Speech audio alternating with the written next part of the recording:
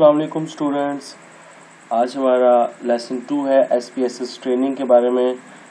तो जो सॉफ्टवेयर की ट्रेनिंग है वो इंशाल्लाह लेसन 5 से शुरू होगी। तब तक हम थोड़ी सी बेसिक्स जो हैं स्टैट की वो अपनी मुस्तहकम करना चाह रहे हैं। तो आज के टॉपिक के अंदर डाटा और वेरिएबल्स के ऊपर हम पढ़ेंगे, क्योंकि इसके बगैर आपको SPSS की समझ और उसकी डाटा एनालिसिस की समझ नहीं आ सकती। तो चलते हैं लेक्चर की तरफ। तो सबसे पहले वेरिएबल्स क्या हैं। वेरिएबल सिंपल सी हमारे पास ऐसी चीज़ होती है जिसके अंदर वैरायटी हो और जिसकी वैल्यूज़ के अंदर या जिसकी सब्जेक्ट के अंदर जो है वो बहुत ज़्यादा वैरायटी हो, तो हम उसको वेरिएबल्स कहते हैं। तो वेरिएबल्स की टाइप्स को समझेंगे तो आपको वेरिएबल भी अच्छे से समझ आ जाएंगे। तो वेरिएबल्स के दो टाइप्स हैं, मेन न्यूमेरिक है और कैटेगोरिकल है। तो सबसे पहले न्यूमेरिक को पढ़ते हैं। और न्यूमेरिक की आगे दो टाइप्स हैं, कंटिन्यूअस वेरिएबल और डिस्क्रीट वेरिएबल। तो न्यूमेरिकल वैल्यू क्या होती है? कोई भी वैल्यू जो आपको नंबर्स में दी जाए, ऐसी वेरिएबल्स जिनको नंबर्स में दी जाए उसको हम कह देते हैं ये न्यूमेरिक वेरिएबल्स है। फॉर एग्जांपल इसमें दो क्वेश्चन आ सकते हैं, हाउ मैनी, हाउ मच। मिसाल के तौर पे आपके घर मेहमान आए हैं तो आपसे पूछा जाएगा कितने मेहमान आए हैं, आप कहेंगे 4। अब आपने उनकी शेप नहीं बताई, उनका कलर नहीं बताया, आपने नंबर बताया है कि 4 आए हैं। तो for example this 4 number shows that कि जो हमारा वेरिएबल है कि मेहमान कितने आए, वो जो है न्यूमेरिकल वेरिएबल कहलाएगा। और मिसाल है कि अगर आपसे पूछा जाए कि आपके घर में लोग कितने हैं तो आप नंबर्स में जवाब देंगे। अब घर के लोग जो है वो न्यूमेरिक वेरिएबल्स हो गए। मिसाल के तौर पे आपकी हाइट पूछी जाती है, आपकी हाइट कितनी है, तो आप नंबर्स में बताएंगे कि मेरी हाइट इतनी है, तो वो भी एक न्यूमेरिकल वेरिएबल हो जाएगी। न्यूमेरिकल वेरिएबल्स की दो टाइप्स हैं, कंटिन्यूअस वेरिएबल है और डिस्क्रीट वेरिएबल है। अब कंटिन्यूअस वेरिएबल क्या होती है? कंटिन्यूअस वेरिएबल होती है जो डेसिमल में भी आ सके। सिंपल सी एक जो है डेफिनेशन आप ध्यान रखें, जो डेसिमल में भी आ सके, जो पॉइंट्स में भी आ सके।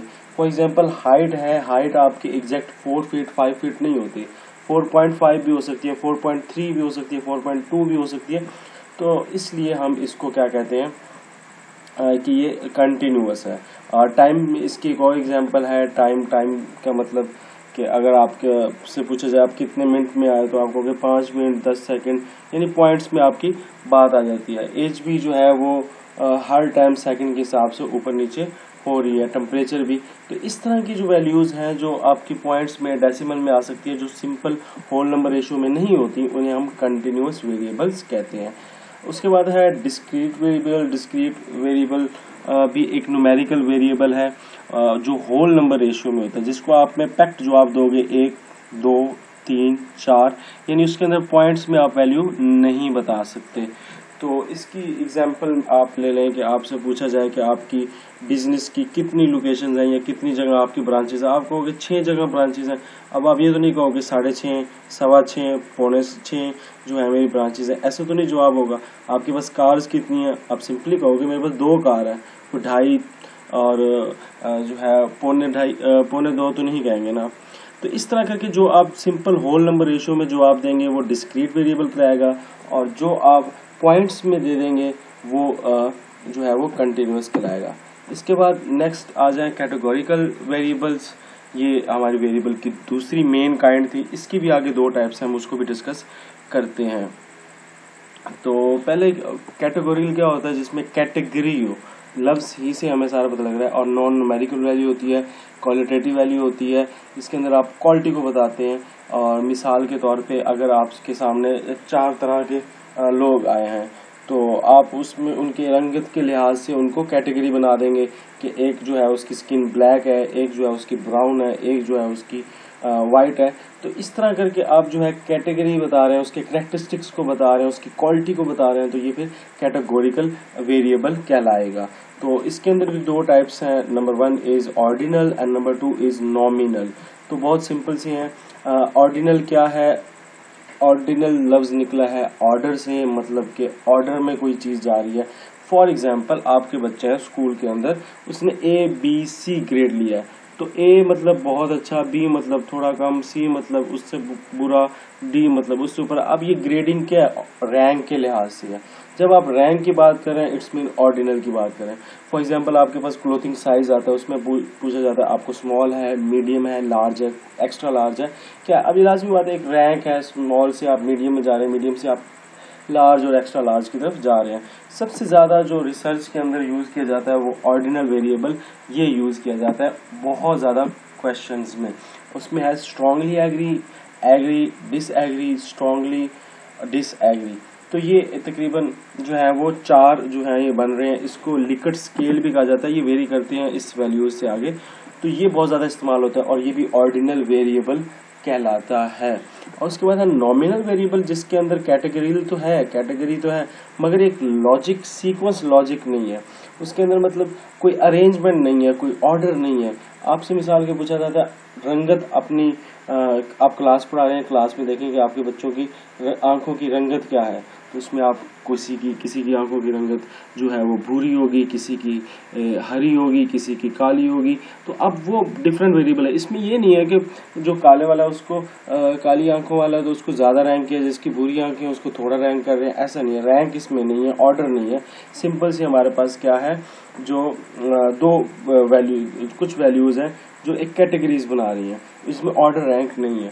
फॉर एग्जाम्पल इसमें बिजनेस टाइप है, आप कौन सा कारोबार करते हैं, कोई कहेगा दुकानदार हूँ, कोई कहेगा मैं ज़राअत का पेशा रखा हुआ है, कोई कहेगा मैं टीचर हूँ। हर एक का जो है अपना बिजनेस जो है वो डिफरेंट है और उसमें कोई ऑर्डर रैंक भी नहीं है। इसी तरह आई कलर है, रिलीजन है, ब्रांड्स हैं, जिन्स है, तो ये चीज़ें जो हैं इसके अंदर काउंट होती हैं। इसके अलावा वेरिएबल की जो एक और डिफरेंट टाइप है और वो बहुत इंपॉर्टेंट है और इसको समझना बहुत ज़रूरी था, इसलिए इसको थोड़ा अलहदा करके रखा है। इंडिपेंडेंट वेरिएबल्स और डिपेंडेंट वेरिएबल्स, अक्सर हम इन दोनों का रिलेशन निकालने के लिए जो है SPSS पर जो है वो डाटा अप्लाई करते हैं, अपना स्टैट अप्लाई करते हैं। तो है क्या ये independent variables, basically is a cause जिसका अफेक्ट पड़ता है किस पे, डिपेंडेंट वेरिएबल पे। तो इंडिपेंडेंट वेरिएबल आपकी मेन फैक्टर है जो अफेक्ट करेगा आपकी किसको, डिपेंडेंट वैल्यूज को। इंडिपेंडेंट वैल्यू को आप मैनिपुलेट कर सकते हैं, चेंज कर सकते हैं, जबकि डिपेंडेंट वैल्यू को आप चेंज नहीं करते, मेजर करते होते हैं। तो फॉर एग्जांपल अभी एग्जांपल देके आपको इस बात को समझा देते हैं। सबसे पहले देखें एप्लीकेशन ऑफ NPK लिखा है, NP मतलब नाइट्रोजन, फॉस्फेरस और potassium. Basically it's a fertiliser.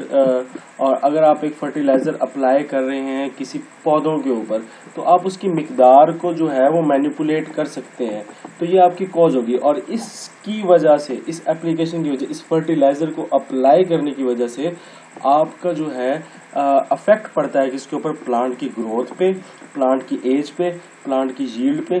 तो इस तरह ये जो वेरिएबल्स आएंगे कि ग्रोथ कितनी होगी, भाई हाइट कितनी होगी, और उसकी हाइट मेजर कर रहे हैं आप, एज मेजर कर रहे हैं आप, उसकी यील्ड मेजर कर रहे हैं, उसने कितना अनाज दिया, तो ये चीजें जब मेजर कर रहे हैं तो वो डिपेंडेंट वेरिएबल है। और ये डिपेंडेंट किस पे थी, ये इंडिपेंडेंट पे थी जो थी एप्लीकेशन फर्टिलाइजर।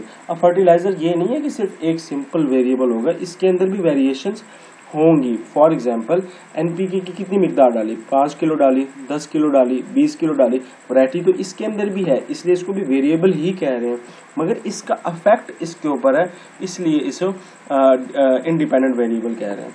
तो ये एक छोटा सा फर्क है। एक और छोटा सा मिसाल के तौर पे एक एग्जांपल ले लेते हैं इंडिपेंडेंट और डिपेंडेंट वेरिएबल को समझने के लिए। फॉर एग्जांपल आप जानना चाहते हैं कि अर्थ फॉर्म जो है वो अट्रैक्ट करते हैं या नहीं करते रोशनी के ऊपर, तो आप सिंपल आपकी जो रोशनी होगी वो इंडिपेंडेंट वेरिएबल होगी, उसका अफेक्ट देखेंगे अर्थ फॉर्म पे कि उसने अट्रैक्ट किया या रिपेल किया, वो रोशनी की तरफ आई है या रोशनी, तो रोशनी की तरफ आना और ना आना वो डिपेंडेंट वेरिएबल होगा और जो रोशनी होगी वो इंडिपेंडेंट वेरिएबल होगा। आई होप ये आपको समझ आ चुका है। इसके बाद हम आ जाते हैं डाटा पे। डाटा सिंपल सी वो इंफॉर्मेशन है जो रिसर्चर जो है अपनी खास मकसद के लिए किसी के पास जाकर उससे इंफॉर्मेशन जो गैदर करते हैं उसको हम साइंटिफिक वे में हम उसको डाटा कहते हैं। तो सिंपल आप का जो भी एक क्वेश्चनर है जो आप किसी के पास जाके आस्क कर रहे हैं, उसको पूछ रहे हैं कि यार बताएं आपकी जीन्स क्या है, आपके घर में अफराद कितने हैं, कोई भी आप क्वेश्चनर कर रहे हैं, सर्वे कर रहे हैं, या आप साइंटिफिक रिसर्च कर रहे हैं। मिसाल के तौर पे भी हमने प्लांट की एक बात करी, तो प्लांट की आप हाइट कलेक्ट कर रहे हैं, हाइट के बाद आप उसकी यील्ड कलेक्ट कर रहे हैं। तो इस तरह की जो छोटी छोटी इंफॉर्मेशन आप गैदर करते हैं उसको हम डाटा करते हैं, और यही डाटा होता है जो SPSS के अंदर आप पुट करते हैं, और इसी डाटे को जो है एनालाइज किया जाता है। तो उसके बाद डाटा की जो है वो कुछ टाइप्स हैं on the basis of collection. उसकी दो टाइप्स हैं, एक है प्राइमरी डाटा और एक है सेकेंडरी डाटा। प्राइमरी डाटा वो है जो रिसर्चर फर्स्ट टाइम कलेक्ट करेगा फॉर करंट पर्पस, यानी कि जिस मकसद के लिए वो रिसर्च की जा रही है उसी मकसद के लिए पहली दफ़ा वो डाटा कलेक्ट किया जाए, तो उसे प्राइमरी डाटा कहते हैं। जबकि सेकेंडरी डाटा क्या होता है, सेकेंड हैंड इन्फॉर्मेशन होती है, ऑलरेडी किसी ने कलेक्ट कर ली है और आप उससे वो कलेक्शन वो डाटा ले रहे हैं, तो उसको सेकेंडरी डाटा कहते हैं। मगर सेकेंडरी डाटा की एक शर्त यह है कि वो जो डाटा आप ले रहे हैं वो जिस वक्त लिया गया था उस टाइम उसका पर्पस जो है वो आप वाली रिसर्च वाला ना हो। अगर आप वाली रिसर्च के लिए आप उस डाटा को ले रहे हैं तो फिर वो प्राइमरी डाटा होगा, सेकेंडरी डाटा नहीं होगा। इसके बाद है क्वालिटेटिव डाटा और क्वांटिटेटिव डाटा। आई थिंक इसके ऊपर तो ज़्यादा बात करने की ज़रूरत नहीं है, पहले बहुत ज़्यादा हो चुकी है कि जब नंबर्स के अंदर बात होगी तो जो है वो क्वांटिटेटिव डाटा होगा, और जब बात होगी किसकी क्वालिटी वाइज तो वो क्वालिटेटिव होगा। तो इसको थोड़ा सा ये चेंज भी कर लेंगे, यहाँ पे क्वांटिटेटिव आएगा और यहाँ पे क्वालिटेटिव आएगा। इसको भी आप ज़रा देख लीजिएगा, यहाँ पे थोड़ी सी मिस्टेक है। उसके बाद ये आज का तो था वेरिएबल और डाटा के बारे में जो एक सिंपल सी एक लेक्चर था, तो होप सो कि आपको समझ आ गई होगी। नेक्स्ट लेक्चर में हम इंशाल्लाह जो सैम्पलिंग और पॉपुलेशन और सैंपल के बारे में पढ़ेंगे क्या होता है, और इंशाल्लाह फोर्थ लेक्चर में हम सॉफ्टवेयर तक पहुंच जाएंगे और सॉफ्टवेयर की ओवरव्यू करते हुए हम इंशाल्लाह जो है SPSS की फुल ट्रेनिंग की तरफ जाएंगे।